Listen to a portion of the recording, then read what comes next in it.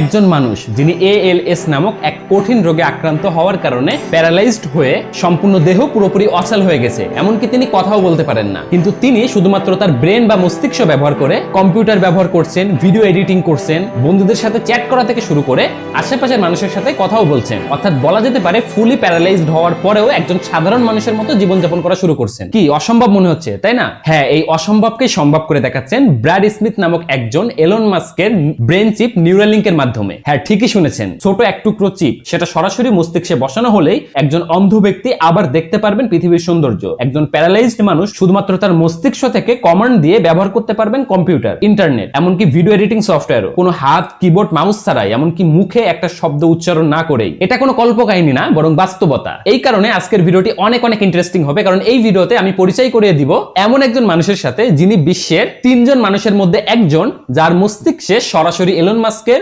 Neuralink implant করা হয়েছে। So let's get started. প্রথমেই যারা জানেন না তাদের জন্য নিউরালিঙ্ক কি সংক্ষেপে বলে দিই। নিউরালিঙ্ক হলো একটি ছোট চিপ বা ডিভাইস যা আপনার মস্তিষ্ককে কম্পিউটারের সাথে কানেক্ট করে দেয়, যার ফলে শুধুমাত্র আপনি আপনার মস্তিষ্ককে ব্যবহার করে দৈনন্দিন জীবনের মোটামুটি সব ধরনের কাজই করে ফেলতে পারবেন, যদিও আপনার প্যারালাইসিস, স্ট্রোক বা মেন্টাল হেলথ ইস্যু থাকে। একে বলা যেতে পারে ব্লুটুথ ফর ইওর ব্রেন। এই চিপটির সাথে থাকে আলট্রা থিন ওয়্যার, যেটা মানুষের চুলের চেয়েও পাতলা, যেগুলো খুবই সুনির্দিষ্টভাবে আপনার ব্রেনের ভিতরে স্থাপন করা হয় একটি রোবটের মাধ্যমে। এই তারগুলো আপনার ব্রেনের ইলেকট্রিক সিগন্যাল রিসিভ করতে পারে। একটি সহজ উদাহরণ দেওয়া যেতে পারে, একজন সাধারণ মানুষ যখন তার ডান হাতটা উপরের দিকে উঠাতে চায়, তখন তার ব্রেন থেকে কিন্তু একটি ইলেকট্রিক সিগন্যাল জেনারেট হয়, যা আমাদের নার্ভের মাধ্যমে আমাদের পেশিতে গিয়ে পৌঁছায়। এর ফলে ওই সিগন্যাল আমাদের পেশি বা মাসলসকে কিন্তু সংকুচিত হওয়ার জন্য নির্দেশ দিয়ে থাকে, যার ফলে আমাদের হাতটা কিন্তু আমরা উপরের দিকে উঠাতে পারি বা মুভমেন্ট করাতে পারি। সো যেহেতু সকল প্রকার সিগন্যাল আমাদের মস্তিষ্ক থেকে জেনারেট হচ্ছে, এই কারণে যাদের মস্তিষ্কে এই এলন মাস্কের নিউরালিঙ্ক ডিভাইসটি ইমপ্ল্যান্ট করা থাকে, তাদের ব্রেন থেকে এই ডিভাইসটির মাধ্যমে ওই সিগন্যালগুলোকে আসলে রিসিভ করা হয়ে থাকে এবং কম্পিউটারে ওই সিগন্যালগুলো রিসিভ করার পরে সেই অনুযায়ী অ্যাকশন নেওয়া হয়। এভাবেই মূলত এই ডিভাইসটি কাজ করে।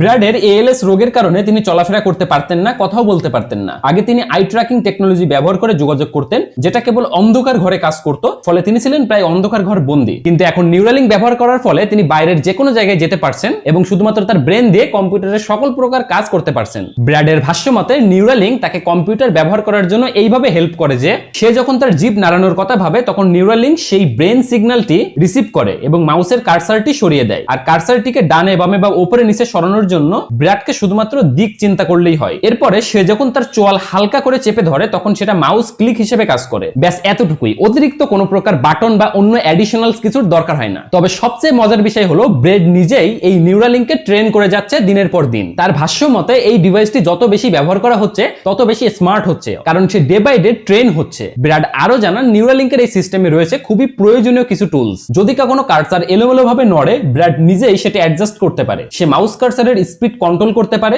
ক্লিকের ধরন ঠিক করতে পারে, এমনকি যখন সে ব্রেক নিতে চায় বা ভিডিও দেখতে চায়, তখন কার্সারটিকে পার্ক করে রাখতে পারে। সে একটি স্পেশাল অন স্ক্রিন কিবোর্ড ব্যবহার করে টাইপ করে, আর সাথে আছে একটি AI চ্যাট অ্যাসিস্ট্যান্ট, যা আশেপাশের কথোপকথন শুনে ব্র্যাডকে রিপ্লে সাজেস্ট করে। আর সবথেকে চমকপ্রদ ব্যাপার হলো, এই ডিভাইসটি যে রিপ্লেগুলো তাকে সাজেস্ট করে, সেই রিপ্লেগুলো কিন্তু আসে ব্র্যাডের নিজের কণ্ঠে। অর্থাৎ ব্র্যাড যখন আসলে সুস্থ ছিলেন, তখন তার কিছু ভয়েস রেকর্ড করা ছিল এবং সেই রেকর্ডকৃত ভয়েস থেকেই কিন্তু তার ভয়েসকে ক্লোন করা হয়েছে, যার কারণে সে এখনো রিপ্লেগুলো তার আগের ওই ভয়েসে দিতে পারে। ব্র্যাড আরো একটি খুবই গুরুত্বপূর্ণ বিষয় স্পষ্ট করেছেন, সেটি হলো নিউরালিঙ্ক নাকি কখনোই আপনার ব্যক্তিগত চিন্তা ভাবনা রিড করতে পারে না। পৃথিবী কত এগিয়ে গেছে, তাই না? এই ছোট একটি ডিভাইসের কারণেই ব্র্যাডের মতো মানুষটা এখন আবার পৃথিবীর সাথে সংযুক্ত হতে পারছে, আরো দ্রুত, আরো স্বাধীনভাবে। এই প্রযুক্তি হয়তো লক্ষ লক্ষ প্যারালাইসিস, স্ট্রোক, এমনকি মেন্টাল হেলথ ইস্যু আছে এমন মানুষদের সাহায্য করবে। ব্র্যাডের জন্য শুভকামনা জানিয়ে আজকের ভিডিওটি এখানেই শেষ করছি। এরকম নিত্য নতুন আপডেটস পেতে আমাদেরকে সাবস্ক্রাইব বা ফলো করুন।